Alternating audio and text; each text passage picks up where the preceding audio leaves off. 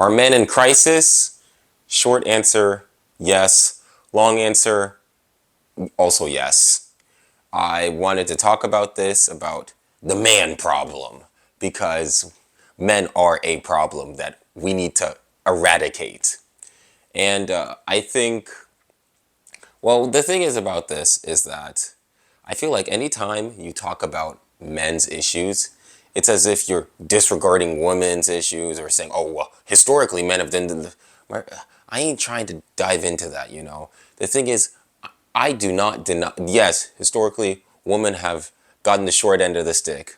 They are also the short end of the stick. But, but no, I'm not denying, you know, the problems with what have intergender, whatever relationship in the past.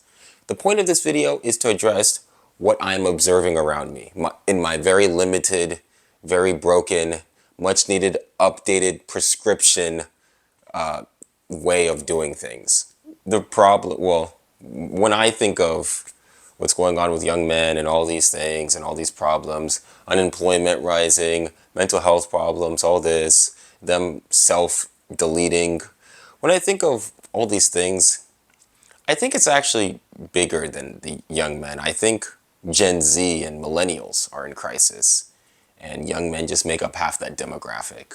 You know, you don't see these problems, like you don't see them you don't see them day to day. Like I don't wake, oh, well, young men are doing terrible. Let it, no, because for me, it's like my day consists of waking up, going to class, doing homework, and then just repeating that over and over and over again. I might slip in some Fortnite here and there. And occasionally, like once a year, I play some 2K. And I try to put in some Saints games. Like I try to put on a Saints game here and there in between all that. Because, you know, I'm such a busy person.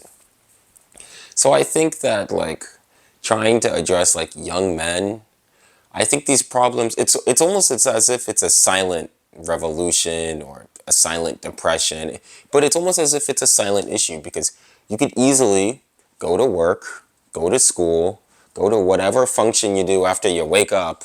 If you work from home or if you're in a childcare or whatever, I don't know what occupation you, but you could easily just do your thing and almost ignore it. You could almost go about your day as if young people probably won't get a house, don't really have stable employment, probably going to have some instability in the government and economic systems.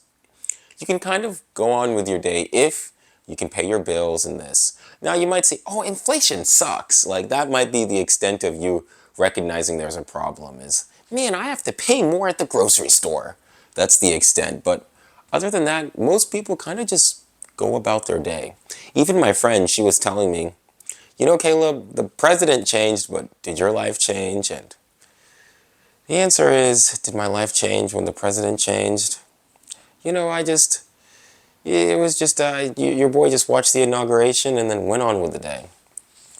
But no, it's like, it's one of those things where it's like, these problems, unless they're impacting you on a daily thing, they're very silent and very hidden. It's the strangest thing. You could go out, you know, go to a rest, because when I go to McDonald's, I ain't seeing young men being lonely. I'm just focused on my Big Mac.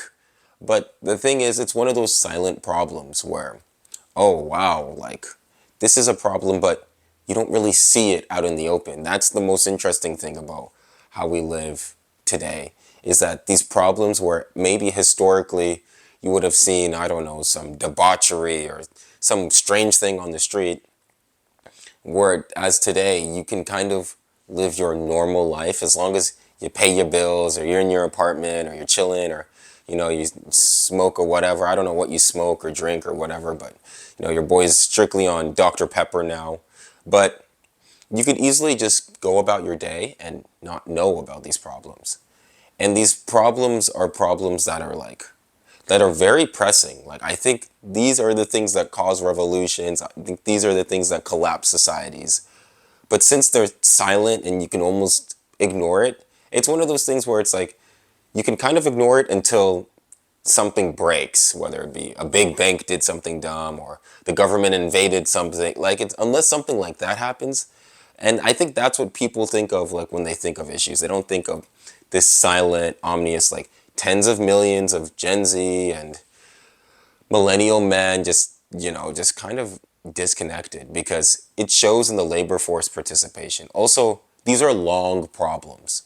Just like climate change, trying to convince someone, hey, tens of millions of, like 10 million men missing from the workforce, it's actually a really big problem. It's actually going to create things that you don't want. You don't want this.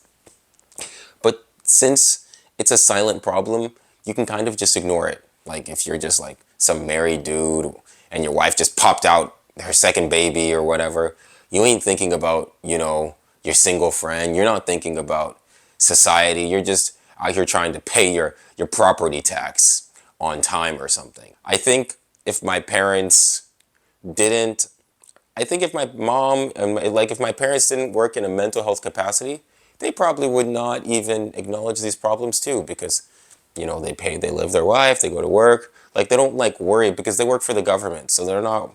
Ironically, I don't know how they're Trump proof. My parents are Trump proof. Trump wiped out all the government, but somehow my parents survived the Thanos snap. I don't know how they did it, but that's what they do.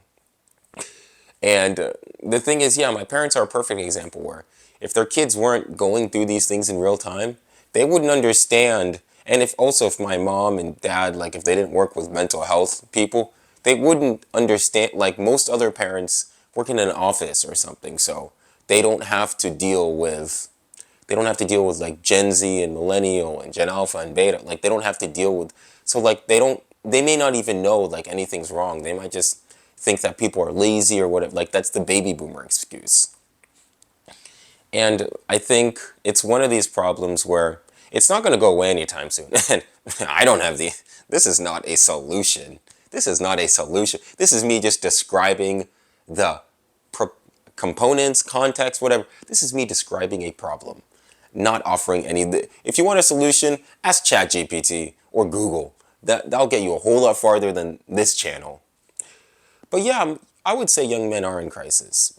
And, it's one of those things that until we really address and really try to really fix the problem, but in order to fix the problem, we have to address that there's a problem to begin with. And at the moment, I don't see any of that happening. And who knows? Maybe we'll never have, like I said, it's a silent collapse, silent revolution where you kind of don't talk about it, but you know it's there. Thanks for watching this video. If you liked, please like and subscribe. Climbing to 1,000. Socials will be linked down below and at the end of this video. Thank you so much for all the new people. I'm so grateful for y'all. Thank you so much, and I'll see you soon.